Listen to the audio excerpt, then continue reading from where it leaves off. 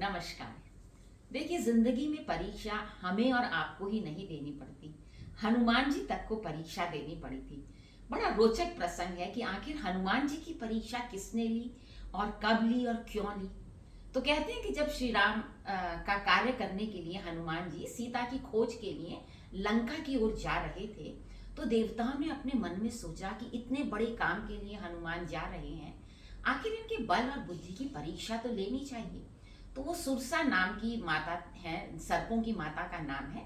तो वो उनके पास गए और उन्होंने उनसे कहा कि तुम जाकर हनुमान के बल और बुद्धि की परीक्षा लो। सुरसा ने रास्ते में हनुमान को रोका और कहा कि आज तो मुझे देवताओं ने अपना आहार दिया है, मैं तुम्हें भला कैसे जाने दे सकती हूँ, तुम तो आज के लिए मेरे आहार हो। हनुमान जी ने बड़े विनम्र भाव से कहा कि माता, आज मुझे मत रोको, मुझे जाने दो। आज मैं श्री राम का कार्य करने जा रहा हूँ। माता सीता को रावण चुरा कर ले गया है, मुझे लंका पहुंचकर उनके दर्शन करने हैं और फिर श्री राम को आकर बताना है। आज मुझे मत रोको। लेकिन सुरसा माता को तो परीक्षा लेनी थी। उन्होंने कहा कि नहीं, ऐसा नहीं हो सकता, तुम्हें तो आज मैं खाऊंगी ही।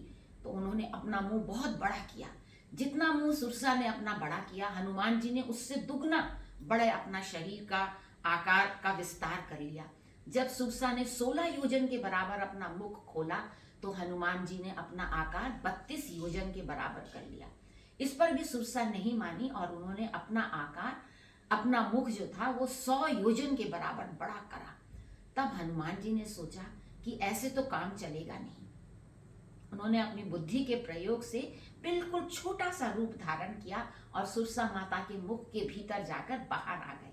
ये देखकर सुरसा बहुत खुश हुई और उन्होंने हनुमान जी से कहा कि मैं तो देवताओं के कहने पर आपकी परीक्षा लेने आई थी। आप अपनी परीक्षा में सफल हुए और मेरा आशीर्वाद है कि आप अपने कार्य में अवश्य सफल होंगे। ये सुनकर हनुमान जी बहुत खुश हुए और वायु वेग से आगे चल दिए, क्योंकि वो तो मारुति नंदन थे, वायु पुत्र थे, पवन पुत्र कहते हैं हम उन्हें। और वो उड़े चले जा रहे थे बड़ी तीव्र गति से। इसी बीच समुद्र में एक राक्षसी रहा करती थी, जिसका काम क्या था कि वो नभचर, जो आकाश में पक्षी उड़ते हैं, उनकी परछाई समुद्र में देखकर उनको खा लिया करती थी। तो उस निशाचरी ने भी कोशिश करी कि वो हनुमान जी को पकड़ ले और उनका भक्षण कर ले, लेकिन हनुमान जी ने अपने बल और बुद्धि से उससे भी अपनी जान बचाई। उसको भी वहीं के वहीं उन्होंने ध्वस्त कर दिया और आगे वेग से उड़ते हुए वो लंका पहुंचे। वहां विभीषण की सहायता से उन्होंने अशोक वाटिका में माँ सीता के दर्शन किए।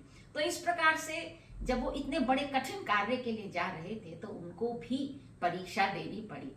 तो आज का ये रोचक प्रसंग हम यहीं समाप्त करते हैं। नमस्कार।